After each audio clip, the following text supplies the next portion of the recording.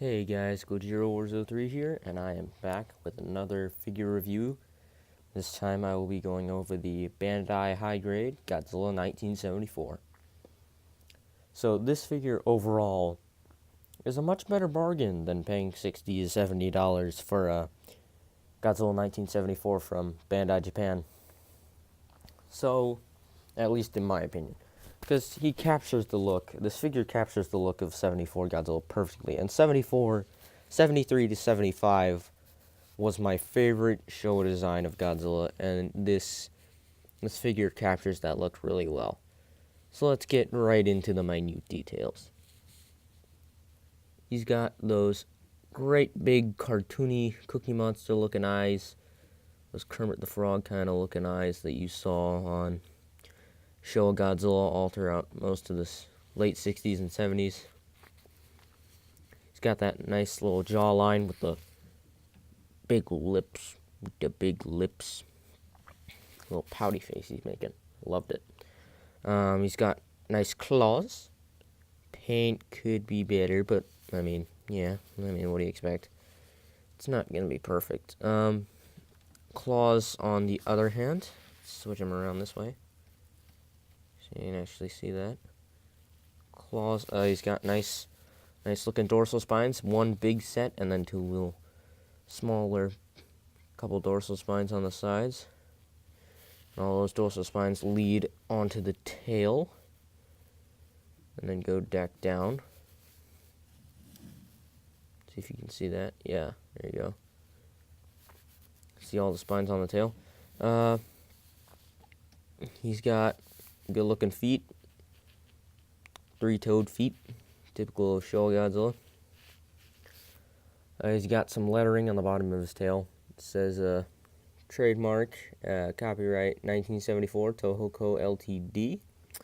With, I'm going to show you that real quick, if the camera will let me. There you go. Toho Co. Ltd. Words Bandai printed on there. There you go. Letting you know who made the figure, what company.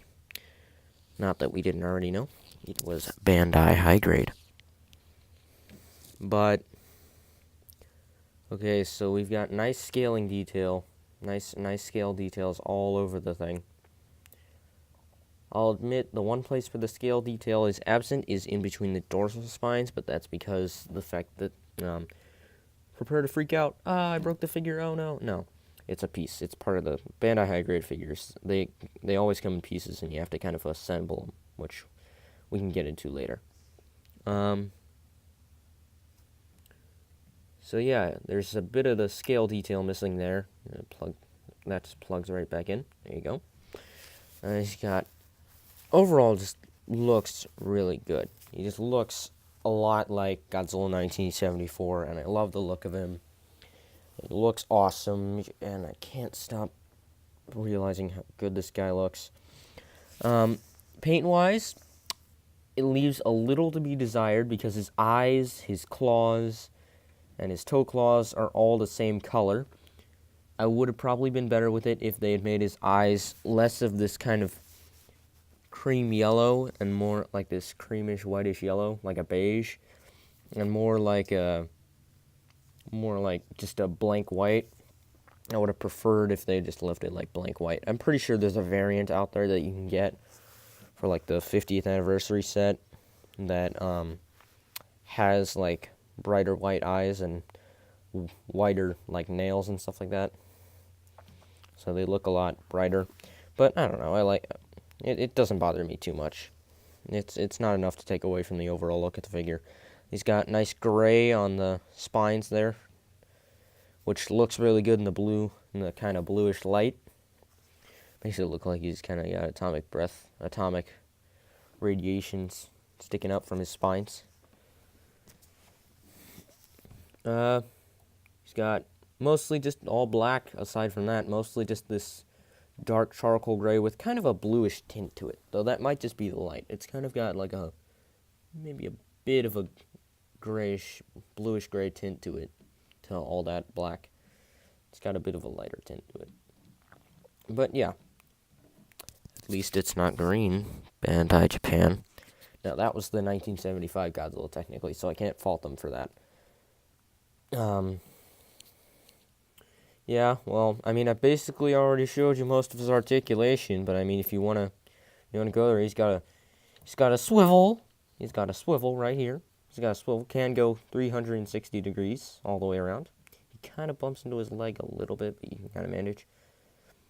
He's got a swivel there, but it's kind of inhibited by his own features there, so it kind of disconnects the arm. I don't know if you can see that, but it kind of disconnects the arm from the body the more you try and rotate it.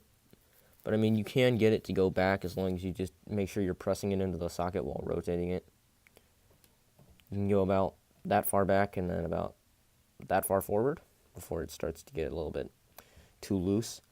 I mean, you can kind of swivel his feet-ish. I mean, it kind of just move a little teeny bit, kind of just squinch a little bit. And then he can move his tail around. He's got a nice 360 spin at the middle of his tail. You can get some nice tail whipping action in there, even if it kind of breaks up the spine sculpt a little bit, which is kind of unfortunate. Breaks up the spines whenever you do that. So, I mean, it's basically the same as like a Bandai creation or a Bandai Japan figure of Godzilla, though, so it's not too bad. If you're into like SH Monster Arts levels of articulation, well, what are you doing here watching this review? No. But yeah, Bandai High Grade is not known for articulation. Gasp figures in general are not known for being very well articulated, but I mean, it's alright for what you get. It's alright. I would have maybe liked to see some leg movement, if possible. But, I mean, it's fine. And he's a little bit inhibited in the arms, honestly. He can only kind of do this kind of pose. But most of the time he's set in this kind of battle-ready stance, so I don't really mind that much, because he's got this nice little boxing kind of stance, like, pow, pow, pow, pow, pow. Yeah, it looks good. He's ready for action. Now, here's something I don't get to talk about very often with Bandai high-grade figures. Accessories.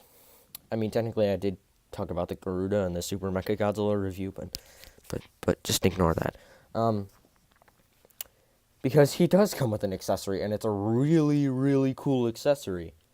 Because this particular Godzilla 1974 figure came in a set that featured the entire cast of Godzilla vs. Mechagodzilla 1974. It came with Godzilla, Mechagodzilla 1974, and King Caesar, who I'll pull up in a second here. So it came with all three of those monsters, as well as Kiryu 2002, a flying Mecha King Ghidorah figure, and yeah, I mean, it's really cool. Oh yeah, and the Godzilla 2002, but I mean, who cares about Godzilla 2002? Okay, but yeah, it's fine. So yeah, his accessory is probably one of the greatest accessory ideas I've ever seen, and SH Monster Arts needs to do this if they ever release a Godzilla 1974 figure. Please just make this an accessory. Because he comes in pieces, his arm can be removed. I think you guys already know where I'm going with this. And exchanged for a disguised Mechagodzilla arm. That is awesome. With sculpted in details and all. Looks exactly like the other arm, except for this huge chunk of flesh missing right there in the arm with a nice silver paint application. It helps it stand out a whole lot. And now you can have him be disguised Mechagodzilla. So we can go destroy Tokyo and eventually run into the real Godzilla. But I don't have two of these figures yet, so that's kind of unfortunate. I can't recreate the scene yet. Dang it. But, yeah, I mean, this is like an awesome accessory to have with a Godzilla 1974. You're going to try and buy like two separate figures from Bandai Japan. Excuse me. But you're going to try and buy two separate figures from Bandai Japan to get this. When with Bandai High Grade, you can get it all in one figure with one neat little package. I just dropped his other arm. Alright, well, his arm looks basically the same. Actually, I think his arm may have a little bit more. I just noticed this now. His arm has a little bit more of an open-handed pose compared to the other one. So it's more of a closed-fisted pose. closed fist, more of an open palm. Sorry. But, I mean, yeah, this looks really cool. Alright, well, I've done enough rambling. Time for a size comparison. So to start off with, we will go with, of course, naturally, switching him back to his original Godzilla 1970 morph 4 mode for the sake of this comparison. We will compare him with Mechagodzilla 1974, and they look beautiful together. But the set is not yet complete. Or King Caesar 1974, guys. There we go. We got the whole cast of the movie in here now. And now that we have all of them together, I'd like to buy some of your chocolate. No. Okay. But now that we have all of them together, it looks awesome. They look awesome together. And now you can have Godzilla and King Caesar team up against Mechagodzilla and take him on in a tag team match. Might review King Caesar soon, or Mechagodzilla 74. Let me know in the comments below which figure you want me to review next. Want me to review King Caesar or Mechagodzilla 1974 next? Leave your votes. Alright. And for, I guess, a comparison with the last figure in review, I hate doing size comparisons with you. She's too small still. She's still too small. She's still seriously too short, and it bugs me. Look how much... This is supposed to be the 50-meter tall Godzilla 1974. Here is supposed to be the, like 120-plus meter Biollante. Still don't like how small you are. Alright. But yeah, it's ignoring Biollante. The figure looks great, especially with Mechagodzilla and King Caesar together. They look great as a whole set.